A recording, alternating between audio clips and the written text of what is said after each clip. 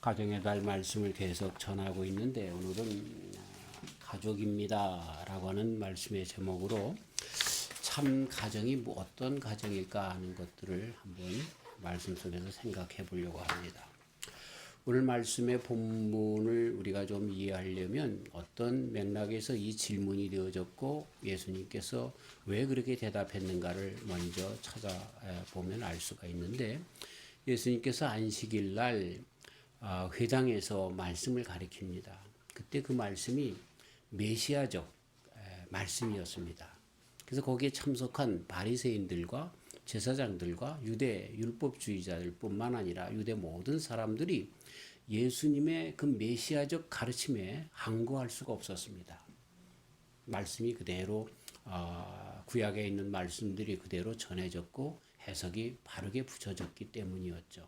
그때에 예수님의 어머니, 육신의 어머니 마리아와 그 형제들이 예수님을 만나려고 왔는지 아니면 회당에 그렇게 찾아왔는지 밖에 서 있었습니다. 그때 이것을 보소서 당신의 어머니와 형제들이 와서 당신을 찾으려고 합니다. 만나려고 합니다. 그럴 때 예수님께서 누가 내 어머니고 내 형제들이냐? 하나님의 말씀을 따라 행하는 자들, 이 말씀을 듣는 자들이 내 형제요, 어머니다. 이렇게 말씀하신 내용입니다. 그 이야기는 예수님을 비꼬아 그렇게 대항하려고 하는 질문이었죠. 네가 메시아적 그런 가르침을 통하여 네가 하나님의 아들인 척 하는데 네 형제들이 여기 있지 않느냐, 네 어머니가 여기 있지 않느냐라고 하는 비아냥거리는, 예수님에게 대하여 비아냥거리는, 너도 인간일 뿐이야, 너도 이 나사렛의 그 아주 목수의 집에 있는 그런 가난한 그런 사람일 뿐이야 라고 하는 그 비아냥거리는 비하적인 그러한 질문이었습니다. 그럴 때 그럼에도 불구하고 예수님께서 오신 것은 천국을 위하여 오셨고 진정 하늘나라의 천국 백성으로서 그렇게 초대하기 위하여 오신 예수님이신 것을 다시 한번 가족의 그런 그 재구성, 참 가족의 그런 뜻을 전하시면서 대답해 주신 것을 보게 되는 것이죠. 그래서 그리스도 예수님의 가정을 여기서 가르쳐주고 있는 것입니다. 우리 예수님을 가만히 보면 예수님은 일찍 아버님이 돌아가셔서, 그렇죠? 그래서 그 생활을 감당해서 참 어려서부터 목수의 일을 담당해 오시다가 30이 되셔서 공생의 기간으로 가셨습니다. 그래서 그 어머니와 그 형제들을, 그 형제가 가톨릭에서는 그 다른 사촌 형제일 것이다, 그렇게 보고 있습니다. 요셉이, 예수님의 육신의 아버지 요셉이 그 하나님의 아들 예수님 한 분만으로만 족해서 마리아의 사이에서 더 이상 애가 없었다, 이렇게 주장하는 거죠. 그래서 성모 마리아의 신격화와, 그렇죠? 그 뭐라고 할까요? 예수님만이 마리아에게서부터 난 한 분이다, 이렇게 주장을 해 나오고 있습니다. 그래서 그 요셉의 그 형제들이 있었는데 그 사촌들, 그들도 또 요셉과 마찬가지로 그 삼촌들도 일찍 죽었거나 그래서 어떤 이유로 같이 살았다, 그래서 그 사촌 형제들이 이다라고 하는 그러한 그 주장을 합니다. 그러나 우리는 관심이 거기에 있진 않지요. 그가 사촌 형제이든 예수님의 젖동생이든 간에 우리는 상관없습니다. 어쨌든 그러면서 예수님께서 하신 것은 보면 그 어머니 마리아와 형제들을 위하여, 그 동생들을 위하여 잘 보살피는 목수의 일을 했던, 가정에 충실했던 분이 바로 예수님이셨구나 하는 것을 알 수 있을 뿐이고, 예수님께서 십자가에 달려 돌아가실 때조차라도 그 고통 중에서 마리아, 육신의 어머니를 생각하시고 그의 충성된 제자였던 요한에게 그 어머니 마리아를 맡겨드렸던 것으로 끝까지 효도하셨던, 가정에 충실하셨던, 육신의 가정에 충실하셨던 예수님이신 것을 보여주고 있습니다. 그러면서도 예수님께서는 이 말씀을 통해서 그럼에도 불구하고 더 큰 가정이 있고 참 가정이 있음을 이 말씀 속에서 가르쳐주고 있습니다. 곧 영원히 하나님 안에서 하나님의 아빠 아버지가 되시고, 그리고 예수님이 신랑 되셔서 정말 또 우리의 참 형제가 큰 형님이 되셔서 그 가운데 이룩되어지는 참 가정에 대하여 그렇게 이 말씀 속에서 가르쳐주고 있는 것입니다. 이런 모든 것 속에서 가정이라고 하는 것은 우리가 쉽게 부모 속에서 그쵸? 부모의 그 사랑 속에서 태어난 혈육을 가정이라고 이야기합니다. 그래서 우리가 이야기할 때 가정 그러면은 부모와 자식 간의 그런 것을 가정이라고 얘기합니다. 두 부부만 있을 때는 그걸 부부라고 하지 가정이라고 얘기하지 않습니다. 그런데 자식이 있으면 드디어 가정이라고 패밀리라고 하는 말을 붙여주고 있게 되는데 이렇게 그래서 혈육을 나눈 엄마 아버지의 피를 나눠서 그리고 그 형제들도 동생들 다 같이 피를 나눈 그러한 그 공동체를 가정이라고 합니다. 그래서 그 속에는 혈연의 관계가 바로 가정인 것입니다. 우리가 주님 안에서 새로운 참 가정을 이루게 될 때 그때도 역시 마찬가지로 늘 말씀드리는 것처럼 그리스도 예수님의 보혈에 근거한 것이 하늘나라의 가정 참 가정인 것입니다.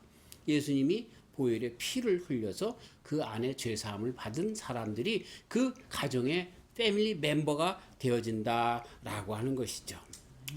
그래서 여기에서도 오늘 말씀 주신 것처럼 누가 가정의 일원이 되는가? 그거는 정말 그 혈연 관계 속에 곧 예수 그리스도의 보혈의 피 속에 있는 자들이 정말 가정의 일원이 된다라고 하는 것 그리고 또 우리 하나님께서 그러한 그 귀한 사랑 가운데 나오는 것을 보게 됩니다. 그래서 가정의 구성적인 기본적인 것은 혈연 관계이고 그 다음에 두 번째는 그리스도 예수님 안에서 참 가정의 일원이 된다는 것을 우리가 알 수가 있고 그리고 이러한 모든 것은 우리 육신의 가정에서도 찾아볼 수 있고 그리스도 예수님 안에서도 찾아볼 수 있는 것이 있는데 그 가정의 구성의 가장 귀한 조건은 사랑이라는 겁니다. 사랑. 네.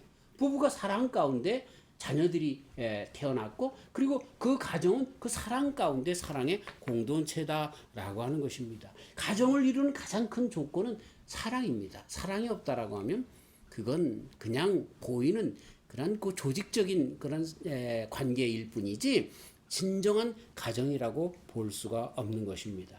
부부가 사랑으로 그리고 부모와 자식 간에도 사랑으로 끈끈이 맺혀져 있는 것이 바로 가정이라고 하는 것을 보게 되는 것입니다. 사실 그래서 혈연 관계보다도 이렇게 사랑의 관계 속에서 우리가 쉽게 예를 들어서 양녀의 관계 속에서 알 수 있지 않습니까? 우리가 배로 낳은 아파서 낳은 자식이 있고 가슴으로 낳은 자식이 있다라고 하는 그래서 사랑으로 되어진 그런 것들 그리고 세상의 법정에서 양자의 그런 부모가 나중에 자기의 자식을 찾으려고 할 때에 법정에서 오히려 가슴으로 낳은 그래서 기른 정이 오히려 그 자녀를 자기 자녀로 삼을 수 있다라고 하는 평가가 나오는 판단이 나오는 세상의 법정에서의 그런 모습들도 보게 되면서 가정의 구성 조건은 사랑인 것을 보게 됩니다. 그런데 우리가 하늘나라의 가정을 이루는 데 있어서 이것이 아주 직접적으로 역할을 담당하고 있습니다. 왜? 하나님의 사랑이 그 가운데 나타났기 때문에 그렇습니다. 하나님의 사랑, 우리를 사랑하시는 것이 어디에 나타납니까? 그리스도 예수님께로부터 나타납니다. 근데 그 사랑이 어떻게 나타납니까? 생명으로 그 예수님께서 당신의 삶을 죽임으로써 사랑에 겨워서 사랑 때문에 당신의 육신을 우리를 위하여 주시는 그것으로 아주 정말 귀한 사랑으로 보여주셨기 때문에 참 가정을 이루셨다는 것을 보게 됩니다. 자, 그래서 세상에서도 이 혈연 관계가 가정이고 그리고 우리는 영원한 그런 가정에 들어가기 위해서 예수님의 이 혈연 관계 속에서 가정이 되었는데 그보다 더 큰 것은 혈연 관계보다 더 그 앞서서 나가는 것이 사랑인데 하나님의 사랑 가운데 주님의 가정 속에 들어가게 됐다는 것을 알게 되는 것입니다. 저는 정말 세상에서 이렇게 살면서 목사로서 어떤 때는 설교 무용론까지 그렇게 주장하게 되는데 왜냐하면 설교는 소용이 없어요. 설교는 크게 작용을 못합니다. 부부 싸움을 하는 사람들에게 가서 설교해봐야 자기에게 맞는 이야기만 가지고 그렇게 이야기를 합니다. 하나님의 말씀조차도 정말 자기들의 그 판단에 따라서 자기들에게 좋은 것만 말씀을 사용하는 거죠.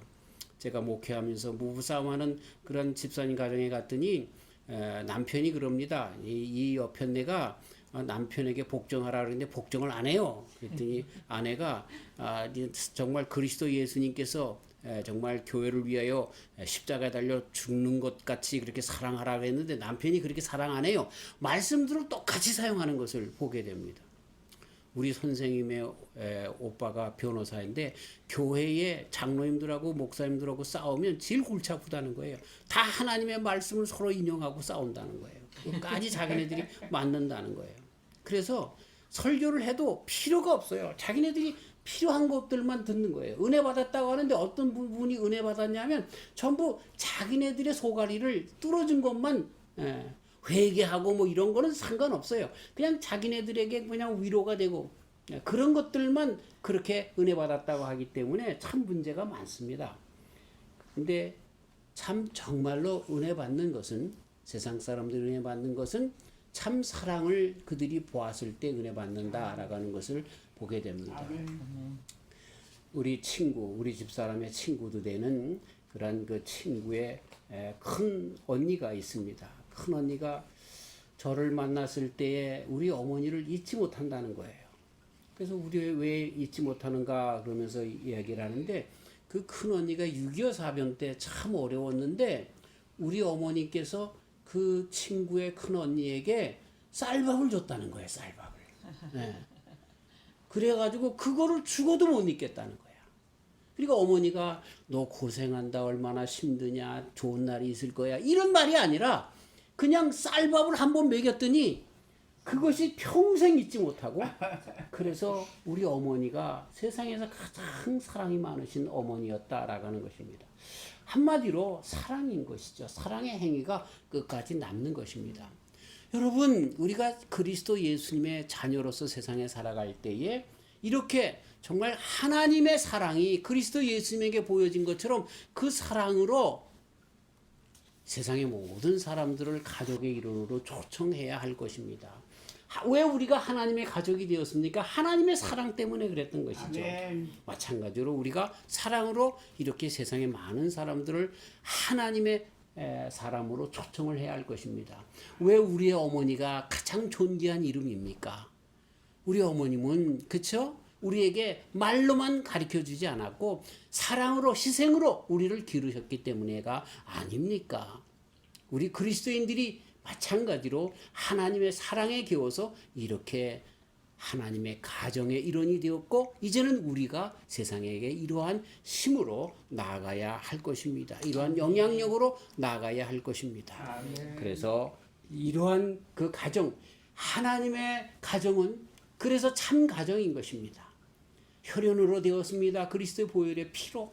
그리고 사랑으로 되었습니다. 하나님의 사랑으로. 그래서 그 사랑이 그리스도 예수님 생명을 주면 그보다 큰 사랑이 어디 있겠느냐. 말씀하신 예수님의 말씀대로 예수님이 그 사랑을 보여주셨는데 이것보다 큰 사랑이 없습니다. 자기의 희생으로 사랑을 보여준 그 사랑으로 우리가 주님의 가정이 되었기 때문에 참 가정은 거기에 있는 것입니다. 그래서 오늘 말씀 가운데 그리스도 예수님이 참 가정의 근본이 되며 그리고 그것은 말씀 속에서 이루어지는 것이라고 이야기하고 있습니다.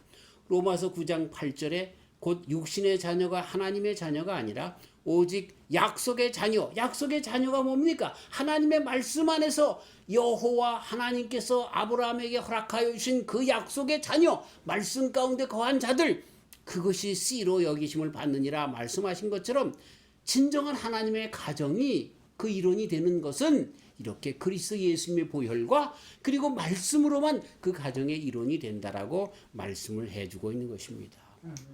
그리고 그 가정이 진정한 가정으로서 하늘나라에서 영원토록 이루어진 큰 공동체, 하나님이 아빠 아버지가 되셔서 이루어지는 공동체 안에 들어가는 것이고 그리고 그렇게 이루어지는 교회가 그리고 그렇게 이루어지는 가정이 참 가정이 되어진다라고 말씀을 가르쳐 주시면서 오늘 예수님께서 말씀 안에 참 가정이 있다라고 하는 것을 가르쳐 주고 있는 것입니다. 그래서 유대인들이 종교 지도자들이 예수님을 폄하하면서 네가 가나안 목수의 아들이 아니더냐 이렇게 얘기하는데 아니라 하나님의 진정한 가정을 선포하며 다시 한번 메시아적 그러한 그 천국의 복음을 선포하시기 위하여 오신 메시아인 것을 여기서 이렇게 가르쳐 주시면서 참 가정을 여기서 세워주고 있는 것입니다. 가족이라고 하면 그쵸 어떤 일들이 일어납니까? 가정은 크게 그 안에서 동정이 일어납니다. 심패티 같은 한 마음에 그런 마음이 생겨지는 것을 보게 됩니다. 저는 한국에 잘 나가지 못하는데 나가면 우리 조카들이 나를 바라보면 말이죠. 그쵸? 처음 보는데도 저 삼촌이라고 금방 아주 살갑게 다가오는 것을 보게 됩니다. 그게 어쩔 수 없는 그런 그 피인 것 같아요. 그 나도 정말 그 어떤 누구보다도 금방 그들에게 정이 가는 겁니다. 이 가족이라고 하는 것, 가족이라고 하면 그 가운데 이런 동정이 그냥 생길 수밖에 없는 거죠. 근데 이러한 가정은 부모, 또 형제, 뭐 조카, 누나, 친척 여기까지 점점 그 가족의 그 동정이 확산되어지는 것을 보게 됩니다. 혈육이라고 하는 것이 이렇게 놀라운 그런 힘이 있는 것을 보게 됩니다. 교회도 마찬가지죠. 예루살렘 교회 어려운 가운데 있을 때 안디옥 교회가 헌금을 해서 예루살렘 교회를 도와줍니다. 이게 바로 정말 그리스도 예수님 안에서의 진정한 형제가 자동적으로 발휘되는 것을 보게 되는 거죠. 그들의 어려움이 나의 어려움이고 그들의 슬픔이 나의 슬픔이 되어지는 것이죠. 사실 저는 예수님을 믿고 우리 가정 중에 우리 형제들 중에 많은 우리 형제들이 예수님을 안 믿기 때문에 오히려 형제들 사이에서보다 교회의 형제들이 교회의 형제 자매들이 나에게 더 큰 형제 자매가 되었던 것을 솔직하게 고백합니다. 얼마나 정말 가족보다도 더 잘했는지 모릅니다. 어려움을 도와줬는지 모릅니다. 제가 독일에서 공부할 때에 정말 주 안에서 형제 되었기 때문에 장학금을 보내주셨던 그런 많은 분들, 우리 형제로부터 한 푼도 받지 못했는데 그분들로부터 그리스도 예수님 안에서 형제 자매 되기 때문에 그들로부터 도움을 받는 많은 일들을 보게 됩니다. 지금도 우리 교회가 어렵지 않은데 어려운 줄 알고 잘못 착각하여 도와주는 그런 교회들도 있는 걸 보며 우리가 괜찮습니다. 그렇게 물리치는 그런 일들도 있습니다. 그런 걸 보면 얼마나 정말 그 형제 자매로서의 주 안에서의 형제 자매로서의 이런 마음이 동정하는 마음이 자동적으로 그렇게 되어지는가 하는 것을 보게 되는 것입니다. 모세는 뭐라고 얘기합니까? 이스라엘 백성들이 잘못했을 때에 오히려 자기의 이름을 생명책에서 지워줄지언정 내 형제 자매를 살려주시옵소서라고 하는 하나님께 탄원을 보내는 것을 우리는 출애굽기 32장 32절에서 읽게 됩니다. 바울 사도님은 로마서 9장 1절 이하에 뭐라고 얘기합니까? 내가 그리스도 안에서 참말을 하고 거짓말을 아니하노라. 내게 큰 근심이 있는 것과 마음에 그치지 않는 고통이 있는 것을 내 양심이 성령 안에서 나로 더불어 증거하노니 뭡니까? 나의 형제 곧 고륙의 친척을 위하여 내 자신이 저주를 받아 그리스도에게서 끊어질지라도 원하는 바로다. 얼마나 바울 사도님이 유대인들에게 핍박을 받습니까? 그럼에도 불구하고 그 고륙 친척들을 위하여 지친을 위하여 자기의 몸이 천국에서 떨어진다 할지라도 그들을 향한 그 사랑의 마음, 그들이 복음을 받아서 구원을 받았으면 하는 그런 마음들을 버릴 수 없다는 거예요. 네. 이게 가족되었기 때문에 친척되었기 때문에 갖는 그런 동정의 마음이라는 것이죠.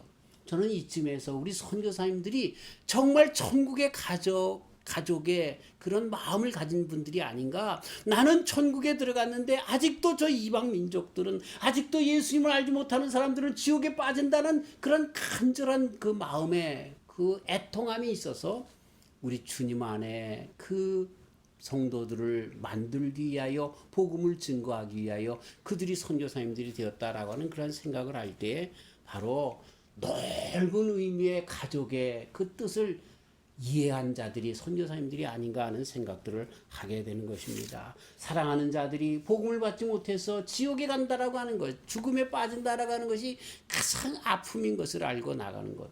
지금도 우리 가족과 친척 중에는 몇 명 아직 예수님을 알지 못하는 사람들이 있습니다.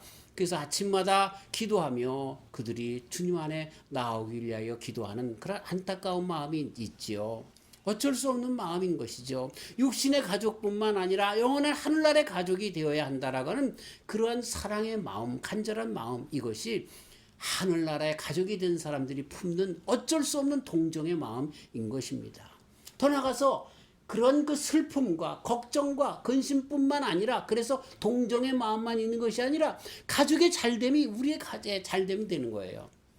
지난 시간에 말씀드린 것처럼 제가 잘 되면 우리 부모님이 너무나 좋아하는 거예요. 예. 제가 독일에서 목회할 때 거기 음악하는 사람들이 많이 있습니다. 그래서 입학하기 위해서 가서 제가 기도해주고, 졸업할 때 또 기도해주고, 그 졸업 연주회에 참석을 하는데 얼마나 조마조마하는지 모릅니다. 틀리지나 않는가. 그래서 그들이 합격하면 내 합격과 똑같습니다. 얼마나 기쁨이 나는지 모릅니다. 그들이 떨어지면 내가 아픕니다. 그래서 그 얼굴만 바라보면, 그쵸? 벌써 무슨 고민이 있는지 걱정이 있는지 다 아는 것입니다. 이게 가족인 것이죠.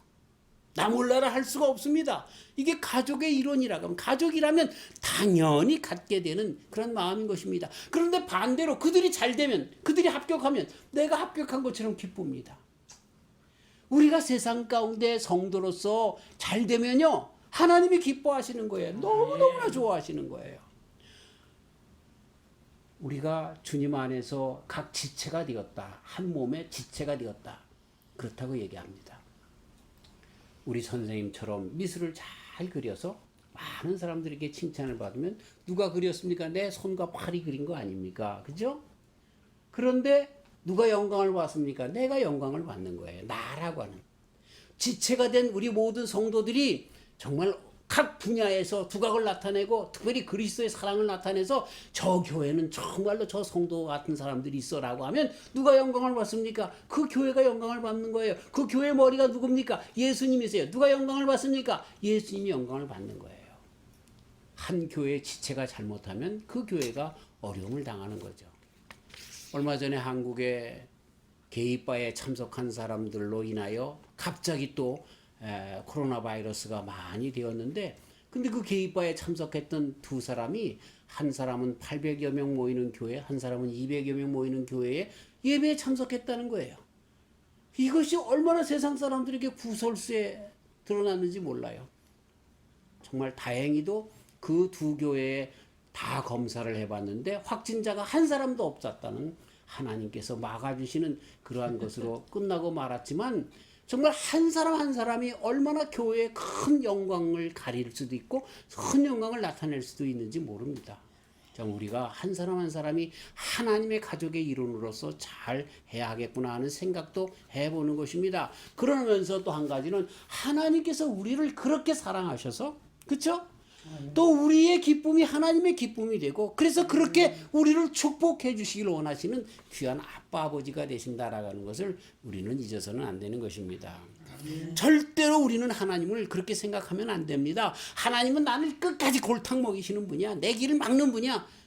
그렇게 생각해서는 안 돼요. 우리 하나님은 나를 너무나 사랑하시는 분이야. 천국으로 인도하시는 분이야. 단지 세상에서 우리의 삶 가운데 어려움을 주시는 것은 그렇게 놔두면 그 녀석이 정말로 못된 그런 후레 자식이 되고 또 천국도 못 들어가는 그런 자식이 될까봐 하나님께서 염려하셔서 그렇게 하는 거예요. 우리가 회개하고 빨리 우리의 모든 삶을 돌아보고 회개하고 주님의 보냄에 서게 되면 다시 회복하시는 가장 좋은 것을 주시는 하나님이라는 거죠.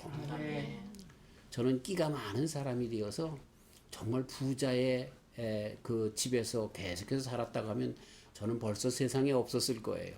술을 좋아하고 또 정말 이런 모든 그런 세상의 못된 것들만 좋아하다가 벌써 세상을 하직하고 말았을 것이고, 믿음도 없어서 지옥에 가서 정말 어려운 가운데 있을 그러한 지경에 있을 거예요.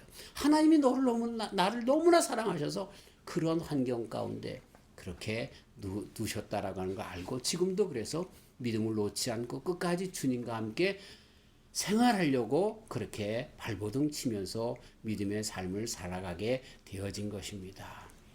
우리 주님 정말 이렇게 가족의 일원이 되어서 복을 주시고 끝까지 주님의 나라에 이르게 하시는 분이시구나. 그래서 나와 함께 기뻐하시고 나와 함께 슬퍼하시고 나와 함께 정말 모든 것에 동감하시면서 체험하시면서 나가시는 그러한 분이구나 하는 것을 알게 되는 것입니다.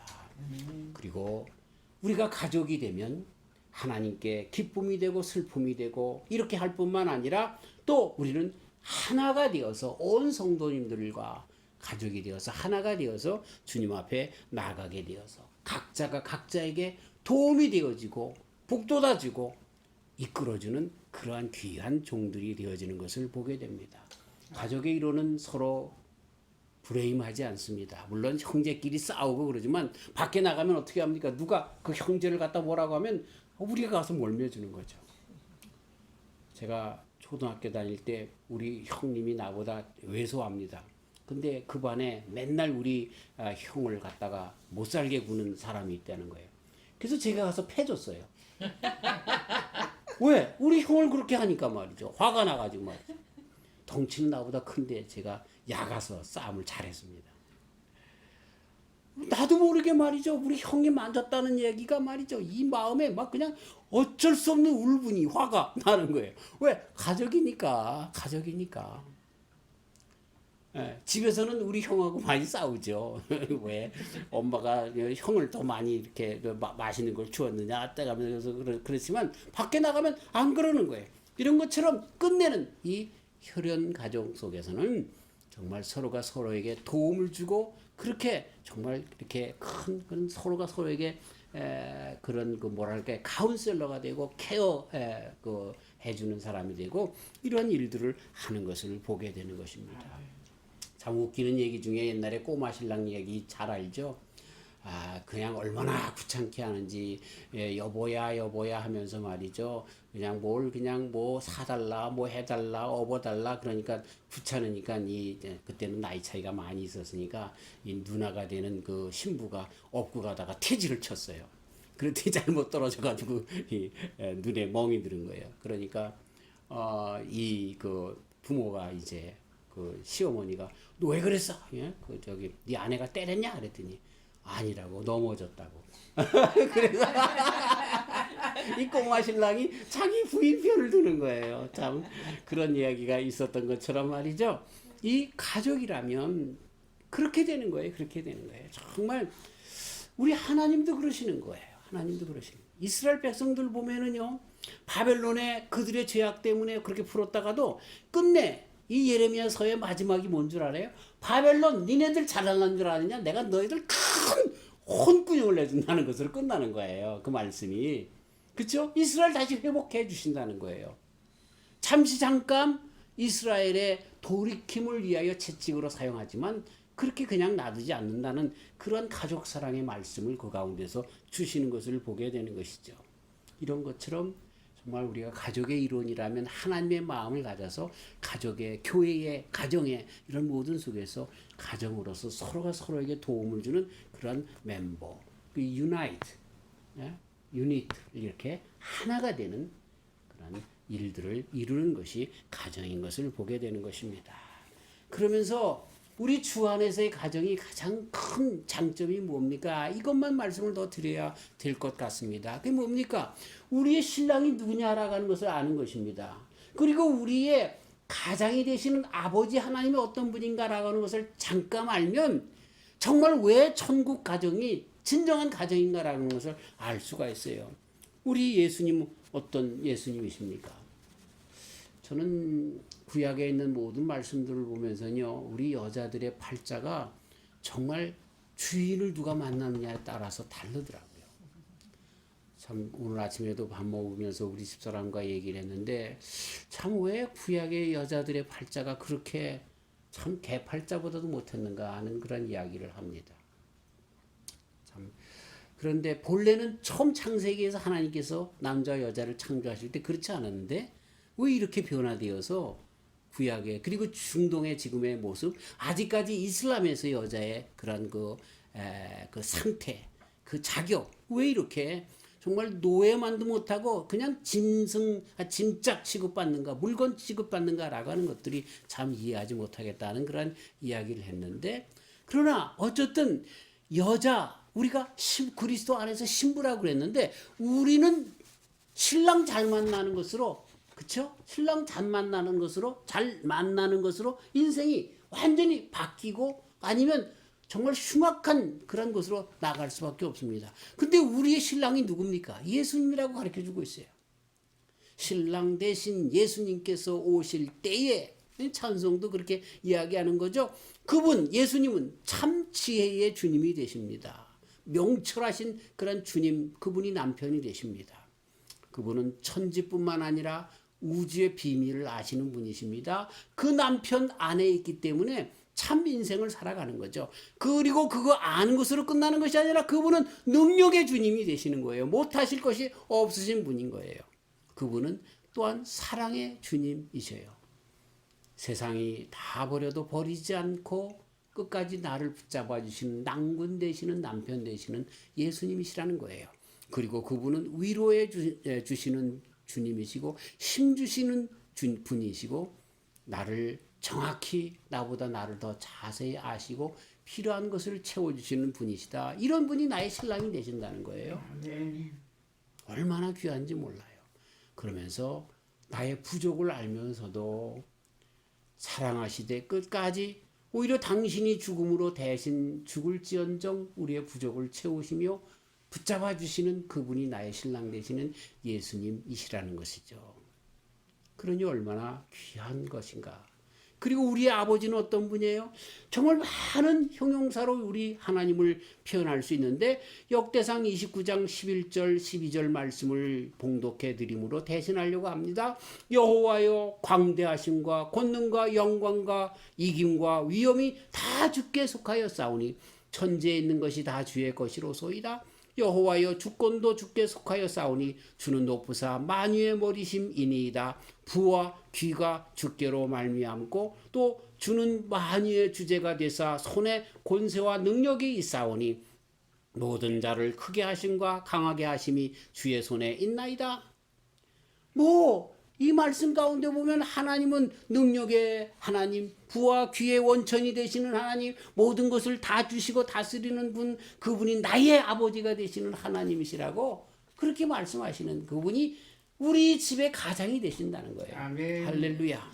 아멘. 그리고 성령 하나님께서 그 성부 하나님과 성자 예수님 그분을 우리 속에 지금도 계속해서 샘솟듯 계속 가르쳐 주시고 그 신앙 가운데 거하게 하시는, 내 속사정을 나보다도 잘 아셔서 아뢰시고 능력이 많으신 하나님의 능력 가운데 인도하시는 그러한 성령님으로 역사하시는 분, 나를 위해서 간구해 주시고 나에게 필요한 것 부족한 것을 즉시 채우시는 분이시라고 하는 것 우리는 보게 되는 것입니다. 이런 성령, 성자, 성부 하나님, 이분 삼위일체 하나님이 우리 가정의 귀한 중심이 되시는 분이시기 때문에 주님 안에서의 가정이 참 가정이고 그 안에 있는 우리가 가족이 정말 참 행복 가운데 있는 것을 보게 되는 것입니다.